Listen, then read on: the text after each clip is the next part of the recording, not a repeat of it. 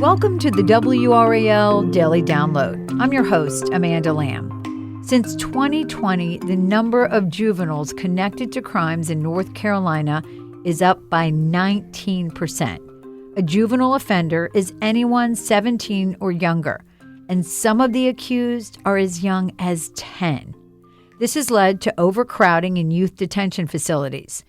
It's also leading many people to ask why younger offenders seem to be committing crimes at a higher rate. WRAL Investigates reporter Sarah Krueger is joining me today to share what she's learned about this growing crisis. Welcome to the program, Sarah. Thank you for having me. So first, let's start with the human cost of this story. You spoke to the mother of Kylie Parker, a young artist in Durham. Tell us his story. What happened to him? So he was 20 years old. He was killed in September in Hillsborough. His girlfriend was shot in that same shooting and survived. And according to police, it was two juveniles who murdered him. They were both only 17 years old. They're now in custody, working their way through the court system. And Kylie's mom said her son had no criminal history at all. He was a really good kid who had graduated from high school. He was an artist working full-time at Chick-fil-A in Durham, and she just doesn't understand who would have wanted to hurt him.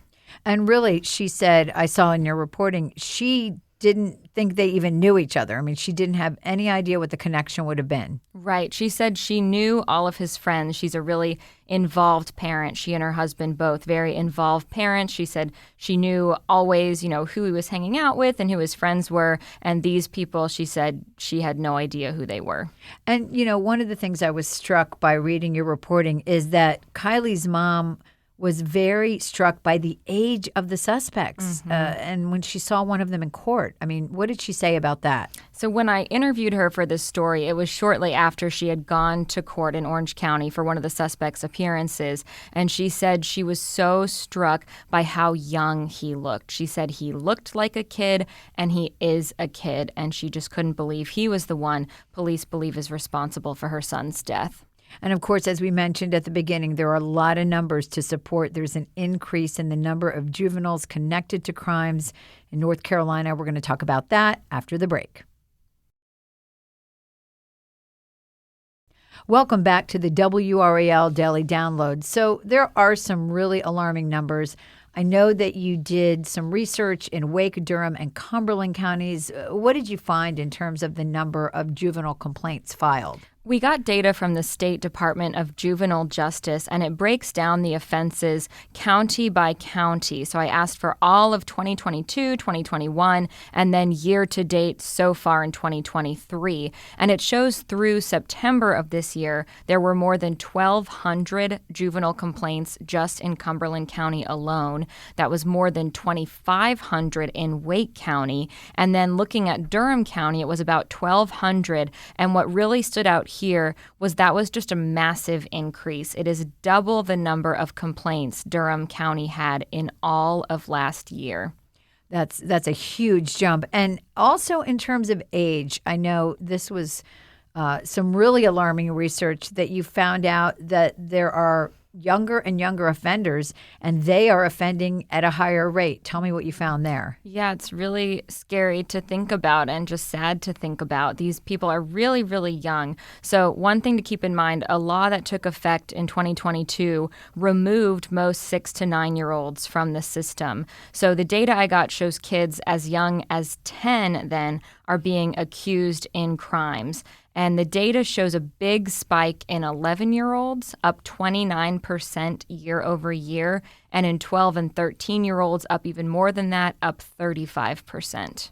And to be clear, the language we're using here are juvenile complaints because technically they're not charged because they're not adults, correct? They call it a juvenile complaint. Correct. Yeah, sort of a technicality, but in the juvenile court system, it's a complaint or a juvenile petition, and then sometimes depending on the crime and depending on the age, that individual, that juvenile could be indicted in superior court, which would then, be adult court, quote unquote, and would bring them up to officially being, quote unquote, charged. Right. And we have seen that specifically. We've seen that recently in Wake County involving the mass shooting. We had a 15-year-old suspect who was moved over to adult court. So, of course, you have a higher number of offenders who are juveniles. They have to go somewhere. And so they have to go to juvenile detention facilities. And I would imagine that they are brimming. I mean, how are they handling this? It's a strain. So reporter Chelsea Donovan did a story on this recently, that youth jails are so crowded that some kids are forced to sleep on the floors. And we know that youth detentions are up about 17%. And there really is not enough space to house them all. And in terms of solutions, I know in Durham County, they are in the process of building a larger youth detention facility. But certainly, this is a problem that one facility alone cannot fix. No, that's for sure. So you reached out and spoke with Representative Marcia Mori. She used to be a prosecutor and a judge in Durham, and she handled a lot of juvenile court cases. What does she think is behind this, and does she see any solutions? So she thinks community support and gun laws are what will change this. And to that end, she thinks one of the major things that is behind this surge is the easy access to guns. And she has been an advocate for that in the state legislature, pushing for what are called red flag laws to make it more difficult to purchase weapons. You know, I asked her if she can be hopeful at all, seeing all the cases that she has seen in juvenile court. Juvenile court typically is something completely shrouded in privacy. Media is not allowed in. The public is not allowed in. So it's this kind of black box, but she has gotten to see inside of it through her work. And she said, you know, she is still hopeful. She said the juvenile justice system is focused on rehabilitation, as she believes it should be. And she said the worst crimes that we read about on the news and hear about on the news, like the murders, those are not the typical crimes that they see in juvenile court. So that's something, you know, that gives some hope. And she really thinks it's on the community to offer more activities for kids, keep them engaged. And really, she said, also it's on parents to make sure they are being involved in their kids' lives. She also said in cases where juveniles commit a crime or are accused of committing a crime with a weapon obtained from the parents, that they need to be held accountable for that too. You know, and what strikes me, going back to what you said earlier about they've taken out the 6 to 9-year-olds out of the statistics, and I'm thinking, why were they even there, right? So clearly when we're talking about very young children, parental involvement, community involvement, school involvement, all of those adults that are in the lives of those children obviously, you know, need to be present and need to intervene when they can. Some early intervention.